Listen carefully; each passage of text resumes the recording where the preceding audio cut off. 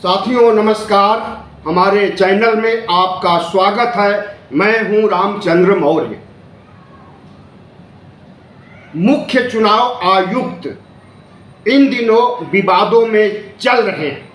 जब से राहुल गांधी ने बंगलौर विधानसभा सीट का खुलासा किया है और कहा है कि 1 लाख से अधिक फर्जी मतदाता जोड़ करके भारतीय जनता पार्टी को लोकसभा सीट जिताई गई है, सबूतों के साथ खुलासा करने के बाद भारतीय जनता पार्टी और चुनाव आयोग सामने आया और उसने जो सफाई दिया उससे देश संतुष्ट नहीं है। राहुल गांधी लगातार चुनाव आयुक्त की पोल खोल रहे हैं। भारतीय जनता पार्टी और चुनाव आयोग के बीच साठगांठ की बातें बिहार में वोटर अधिकार रैली के दौरान जनता तक पहुंचा रहे हैं।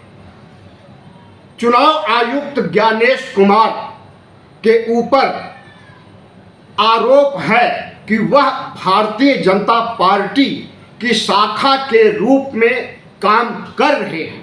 भारतीय जनता पार्टी के प्रवक्ता और राष्ट्रीय महासचिव की हैसियत से काम कर रहे हैं। इसका खुलासा उस समय हुआ जब अनुराग ठाकुर ने आरोप लगाया कि 6 सीटों पर जिस पर कि राहुल गांधी, प्रियंका गांधी और अन्य लोग जीते हैं, उस पर भी फर्जी मतदाताओं ने वोट दिया है और बड़ी संख्या में लाखों मतदाताओं, फर्जी मतदाताओं ने वोट देकर राहुल गांधी, प्रियंका गांधी ऐसे तमाम 6 नेताओं को जिताया है। लेकिन चुनाव आयुक्त ने राहुल गांधी पर तो कार्रवाई कर दिया, उनसे हलफनामा पेश करने या माफी मांगने की बातें कह दी। 1 हफ्ते के अंदर हलफनामा देने की बात कह दी, लेकिन अनुराग ठाकुर के खिलाफ कोई भी सम्मन नहीं जारी हुआ, उनसे कुछ भी नहीं मांगा गया, कोई हलफनामा नहीं मांगा गया अनुराग ठाकुर से।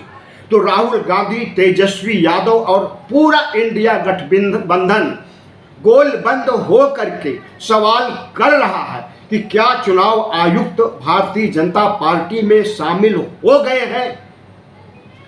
लेकिन इस बीच चुनाव आयुक्त ज्ञानेश कुमार के खिलाफ सोशल मीडिया पर जो पोस्ट देखी जा रही है उसमें उनकी बहुत फजीहत की जा रही है। बताया जा रहा है कि ज्ञानेश कुमार ने अपने पद का दुरुपयोग करके बड़े बड़े पदों पर अपने परिवार के लोगों को बैठाया है, मलाईदार पदों पर अपने बेटियों की नियुक्ति कराई है। जी हाँ, उनकी बड़ी बेटी रूपम मेघा गौतम बुद्ध नगर नोएडा की डीएम है। गौतम बुद्ध नगर दिल्ली से सटा हुआ है और यह उत्तर प्रदेश की सबसे ज़्यादा मलाईदार सीट मानी जाती है। और इस सीट पर अगर ज्ञानेश कुमार की बेटी रूपम मेधा डीएम हैं तो क्यों डीएम हैं, और इनके पति सहारनपुर में मनीष बंसल जो कि आईएएस अधिकारी हैं, डीएम के रूप में कार्यरत हैं। बेटी और दामाद दोनों को सेट कर दिया दिल्ली के आसपास मलाईदार पदों पर। इनकी दूसरी बेटी अभिश्री आईआरएस ऑफिसर है जो जम्मू कश्मीर में डिप्टी डायरेक्टर है, और अभिश्री के पति अक्षय लघु आईएएस अधिकारी है जो श्रीनगर कश्मीर में जिलाधिकारी के पद पर तैनात किए गए हैं। इसी तरह से इनके एक भाई मनीष कुमार भी आईआरएस अधिकारी हैं। इनका पूरा खानदान सरकारी सेवाओं में, प्रशासनिक सेवाओं में, स्वास्थ्य सेवाओं में है, लेकिन उन सेवाओं में मलाईदार पोस्ट सबको दी गई है। इनकी बहन रोहिणी जैन इंदौर में एक स्कूल चलाती हैं और सरकारी प्रभाव से अनुदान प्राप्त करके फायदा उठा रही हैं। रोहिणी जैन के हस्बैंड उपेंद्र जैन आईपीएस अधिकारी हैं जो मलाईदार पोस्ट पर तैनात हैं। इनके पिता सुबोध कुमार गुप्ता सीएमओ रह चुके हैं, यानी जिले का सबसे बड़ा स्वास्थ्य अधिकारी। प्रशासन में जो स्तर आईएएस डीएम का होता है वही स्वास्थ्य सेवाओं में सीएमओ का होता है। इनकी मां सत्यवती गुप्ता योग शिक्षिका हैं और इनके परिवार के 28 सदस्य डॉक्टर हैं और वह भी बड़ी बड़ी सरकारी अस्पतालों में मलाईदार पोस्ट पर बैठे हुए हैं। जाहिर है कि ज्ञानेश कुमार सत्ता का पूरा मजा उठा रहे हैं और अपने प्रभाव से मनचाही जगह पर अपने लोगों की नियुक्ति करा रहे हैं। राहुल गांधी ने परिवारवाद पर कोई भी सवाल नहीं उठाया है।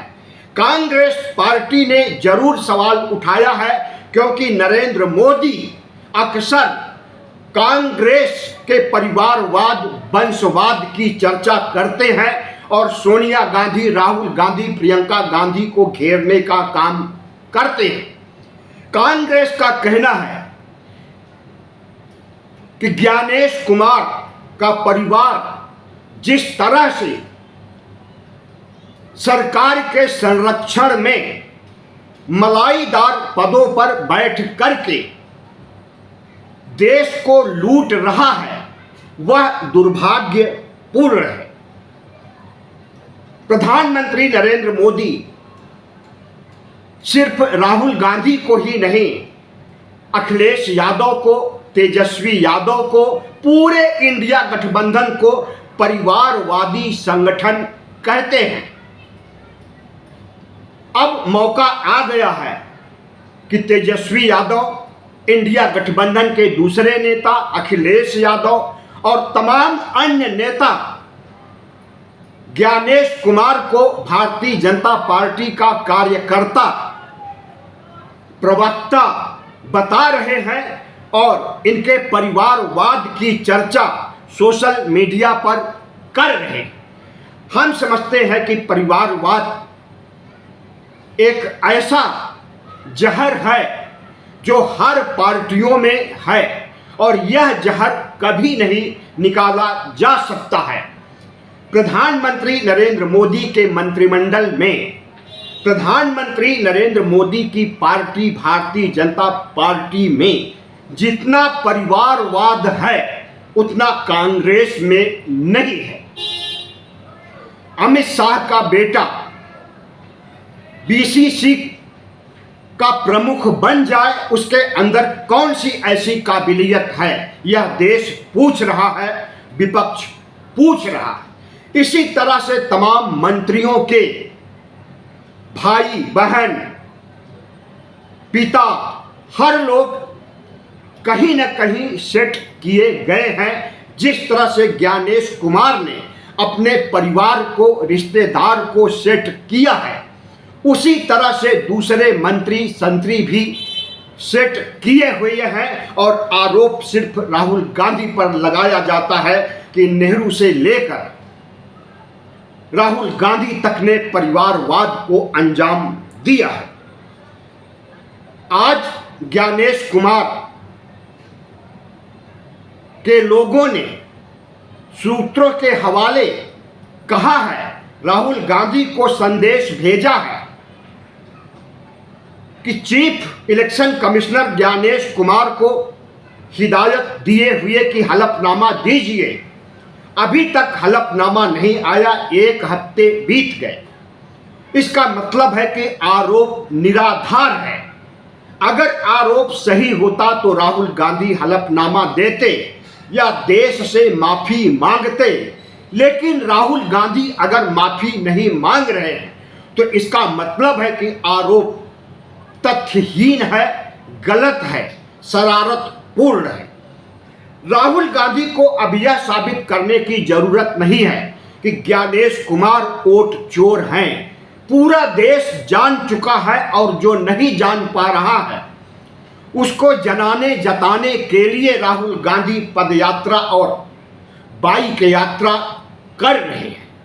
और इस यात्रा में, वोटर अधिकार यात्रा में, राहुल गांधी जिस ढंग से देश को संबोधित कर रहे हैं, बिहार ही नहीं पूरे देश को बता रहे हैं कि किस तरह से नरेंद्र मोदी वोट चोरी कर रहे हैं और किस तरह से ज्ञानेश कुमार वोट चोरी कर रहे हैं। देश को पता चल चुका है कि वोट चोर कौन है और वोट चोर से हर कोई गद्दी छोड़ने की बात कह रहा है। राहुल गांधी के यात्रा में सबसे बड़ा नारा यही है, वोट चोर गद्दी छोड़। लेकिन क्या नरेंद्र मोदी इतनी आसानी से गद्दी छोड़ेंगे? क्या ज्ञानेश कुमार इतनी आसानी से इस्तीफा देंगे? हमें तो लगता है न तो ज्ञानेश कुमार इस्तीफा देंगे खुलासा होने के बावजूद, और न प्रधानमंत्री इस्तीफा देंगे बड़ा खुलासा होने के बावजूद कि वोट चोरी से ही उन्होंने प्रधानमंत्री की कुर्सी तीसरी बार हासिल किया है। प्रधानमंत्री भले न त्यागपत्र दें, सीईसी ज्ञानेश कुमार भले न त्यागपत्र दें, लेकिन देश को सच्चाई का पता चल गया है। जनता की अदालत में राहुल गांधी उतर गए हैं और जनता उनकी बातों को अच्छी तरह से समझ भी रही है।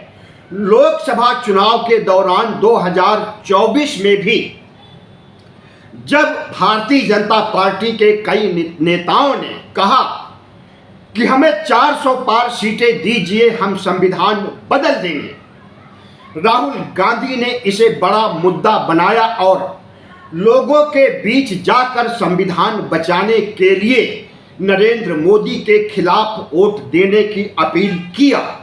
तो उसका असर भी हुआ और नरेंद्र मोदी की सरकार 303 से 240 पर आकर के सिमट गई।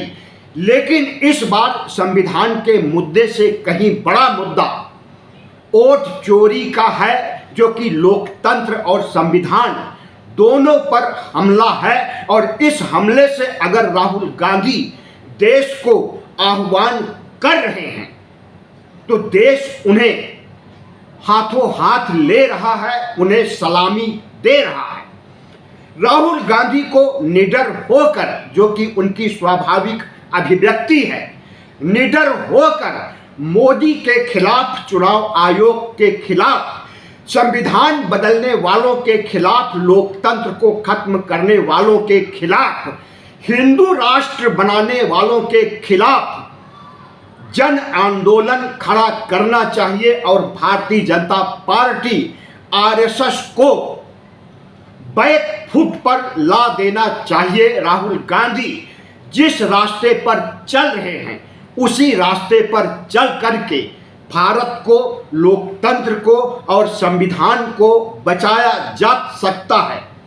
वरना प्रधानमंत्री नरेंद्र मोदी और इनके इर्द गिर्द जितने भी अंधभक्त मंत्री, सीईसी और तमाम एजेंसियों के मालिकान हैं, वह सब नरेंद्र मोदी की कठपुतली आज की तिथि में बन गए हैं। अगर उनकी कठपुतली बन करके ज्ञानेश कुमार नरेंद्र मोदी को जिताने के लिए हर तिकड़म, हर फर्जीवाड़ा कर रहे हैं, तो इससे राहुल गांधी देश को सावधान कर रहे हैं और देश को सावधान हो जाना चाहिए। वीडियो अच्छा लगा हो तो चैनल को सब्सक्राइब कीजिए, लाइक कीजिए और शेयर कीजिए।